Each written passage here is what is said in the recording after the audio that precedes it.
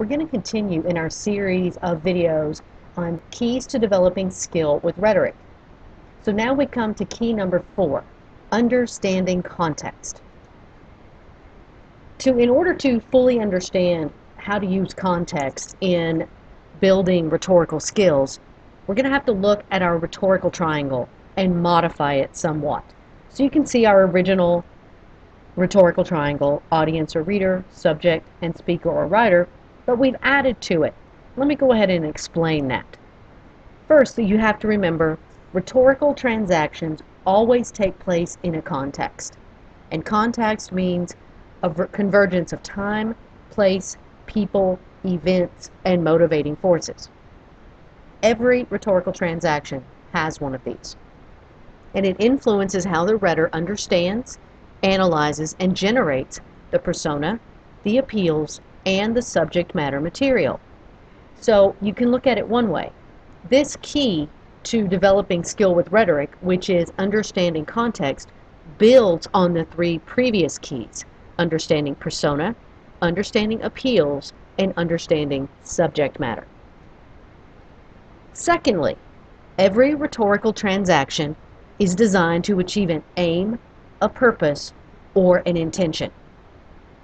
Never forget, whenever you sit down to write or make a speech, you have to have an end in mind.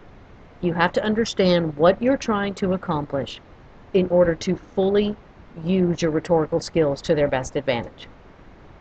And third, when rhetors consider what aim they hope to accomplish in a particular context, they select an appropriate type of text or genre to achieve that purpose. So once you've decided what you're hoping to accomplish, you can decide, do I do a persuasive essay? Do I write fiction? Does it need to be a poem? Is it a song? How am I going to make this happen? You need to also understand there's no text ever created or analyzed that's an island and separate into itself. Every speech or written composition arises from a context. There's an immediate situation that's calling forth the text. There's pertinent historical background information about the topic. There's the persona and identity of the rhetor, and there's the knowledge and beliefs of the audience. All of these are part of the context.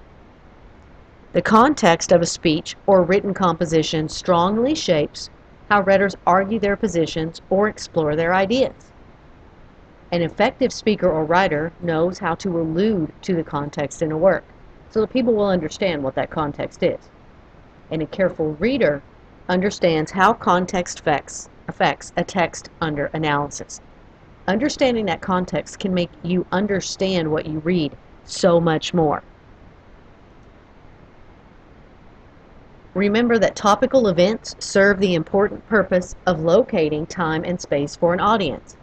So if you can use current events or certain historical events to pinpoint your context for your audience, it's going to give them a touchstone so they know exactly what time frame and what historical context you are talking about. It makes it easier for them to understand and appreciate what you've done. Topical events explain and explore the contexts that lead rhetors to conclusions. So these contexts are so important in so many different ways. Effective rhetors know how to use context to help an audience understand positively to the text's message. So it's really going to help them understand what you're trying to accomplish, and it'll help you accomplish that goal. So this is key number 4, understanding context. This builds on the 3 previous keys, and we still have 2 more to go. Utilizing all of these keys is going to make you a much better reader and writer.